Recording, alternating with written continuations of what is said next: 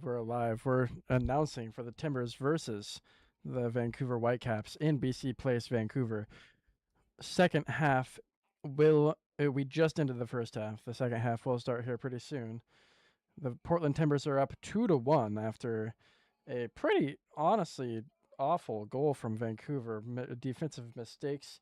But then Juan David Mosquera with an absolute worldie of a full volley goal off of a corner kick, and then a assist from Juan David Mosquera after a defensive blunder from Vancouver, leading to David DaCosta getting his first goal of the season. My first half analysis is we look good for the first time, and for the first time we are fully healthy as a Portland Timbers supporter. Now, Vancouver's definitely a better team, but we have the element of surprise here, and that is the biggest important part of this game. I feel like is that we are surprising everybody by coming out strong as we are.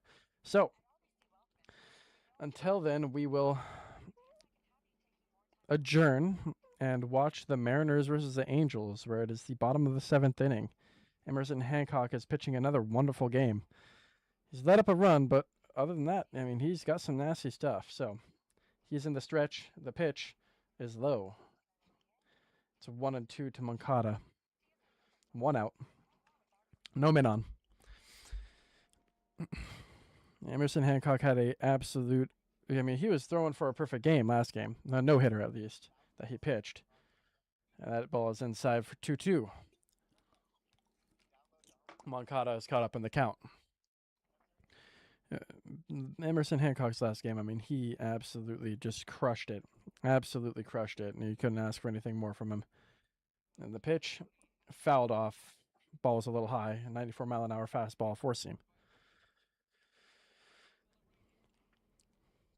And looking at both these teams, the big pieces of these teams are not hitting very well. You have to have, you just got to have the hits. You got to have the home runs. And right now the Mariners have the hits in this game. That ball is inside. It goes 3-2 full count.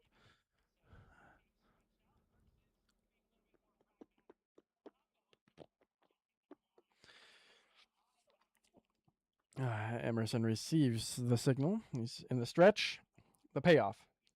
Gets him swinging. Struck him out on some nasty stuff going inside. It was way inside. I don't know what Moncada was looking at, to be honest.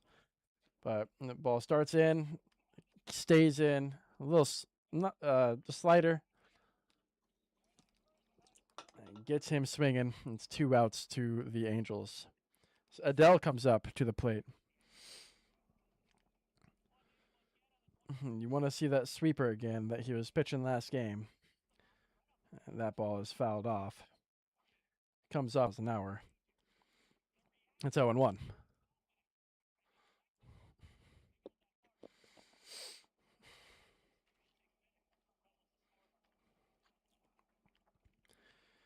Got to think that Dan Wilson's going to go to his bullpen after this inning, or even if there's a hit here, to be honest. This is a stretch. Grounded out and foul down the third baseline on a nice looking 78-mile-an-hour sweeper. Looking at Emerson Hancock tonight, he's got 5 groundouts, 5 strikeouts, and 8 flyouts, putting out 18 a matter of 7 innings. The payoff, outside, ball 1. It's 1-2.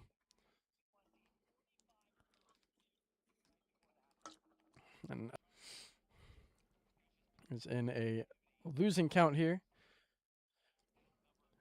Emerson Hancock with the stretch. The payoff, grounded up the middle, and J.P. Crawford cannot make the play. Adele, you got to think is going to be going 2 here. He thinks about it and goes back to his first base. 2 outs, 1 runner on. J.P. Crawford couldn't make the play. You know, he goes out full stretch. You can't ask any more from him. Yeah, he just can't get the ball into his mitt going in the backhand. Just comes off of his wrist. Off the palm of that hand. And Dan Wilson is coming out to make a pitching change. It will be Emerson Hancock coming out of the game. And Eduardo Bazardo coming in to finish off the 7th inning here. And that could have been a great end to the game for Hancock here, but it turned out to be a J.P. Crawford error. don't think it'll be marked as an error on the official scorecard, but you can say after a platinum glove and gold gloves from J.P. Crawford that he probably should have had that ball.